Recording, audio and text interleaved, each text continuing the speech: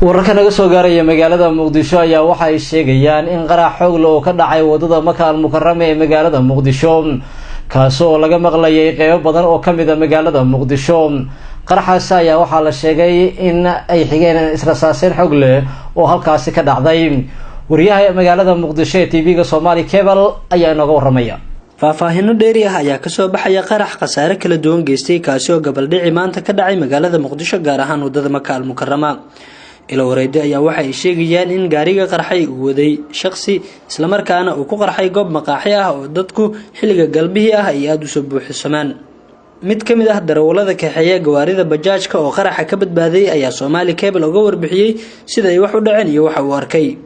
Abdulqaadir Maxamed Diloole oo degan degmada Kaaraan kana shaqeeyo magaalada Muqdisho gudaheeda tagaasiley ahna macnaa mootaaley aniga oo marayo dabka oo dabka u socdo wadada shaqaalaha marka aan soo dhaafo siidka hal mar waxa yeelay wax qarax waxa taylaadan ma qiyaasi karo hadda waa iska hadlo amaane xaaladeeda ma aqaan si ay tahay dhibaatada dhacdana wax laga sheekay karo ma yar kasta ma wada gadaal ii saarnay anigana mootada ku fadhiyo hal mar baa waxa dhac problem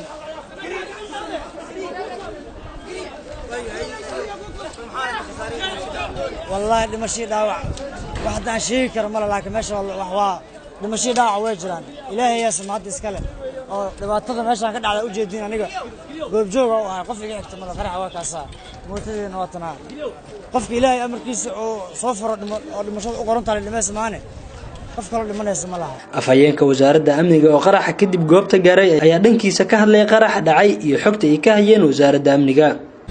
waxaan guud ahaan shacbiga Soomaaliyeed gaar ahaan qoysaskii eheladii iyo qaraabadii ay ka geeriyoodeen dadkii Soomaaliyeed ee galabta wax ku noqday weerarkii baalnimada ahaa ee maleeshiyada al-shabaab ay ku soo qaadeen agagaarka hotel Wehliye ama ka soo horjeedka hotel Wehliye oo ay ku geeriyoodeen inta aan ilaa iyo hadda ognahay 14 ruux oo dad Soomaaliyeed ah oo ahaa dad aan wax dambi ah ka gelin dalka iyo diinta.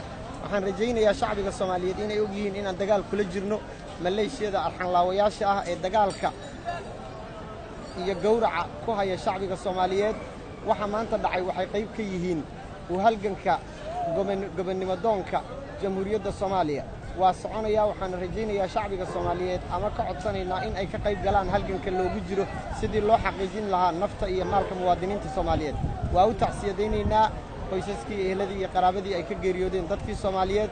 sida aad la socotaan waxaan idinkaga mahad celinayaa laamaha warbaahinta guud ahaan halganka aad qaybta ka tihiin sidii shacbiga Soomaaliyeed loogu gudbin lahaa baaritaankan ku jirnaa wixii ka soo baxaan dib idinkaga soo sheegaynaa hadii ilaahay halkan marasaasa la socotay qaraxa goobta ka dhacay goob maqaaxiya iyo dukaaman iyo meelo dad maraya waxaad garanaysaan mar hadduu qarax dhaco ilaa ay yimaadaan final decision-ka dadka iska lihi waa dadka baaritaanka rasmiga ah ku sameynaya. annaga mar haddii aan nahay wakiiladii shacbiga Soomaaliyeed waxaan qarinaynaa ma jiraan. waxaan laamaha warbaahinta iyo adduunka intiisa kale la wadaagaynaa xanuunka geerida ay leedahay shacbiga Soomaaliyeed ee aan wakaaladiisa haysanno ama aan u adeegayno sidii ay nabad ugu noolaan lahaayeen. sidoo kale waxaan adduunka ka codsanaynaa inay nagala qayb galaan halganka aan ugu jirno mar kale in Soomaaliya ay cagaheeda isu taagto. 14 qof oo dhimatay marka laga reebo maxaa tirada dadka dhaawacmay tirada dadka dhaawacmay ee sida ilaa iyo hadda aan ku gareynay waa 8 qof. marka maxay la beegsadeen qaraxa marka meeshu ma maqaaxi ahayd ma goob dadku isugu yimaadaan waxaad garanaysaan wadada Maka al-Mukarrama inay tahay wadada ugu mashquulka badan wadooyinka ku yaala magaalada Muqdisho.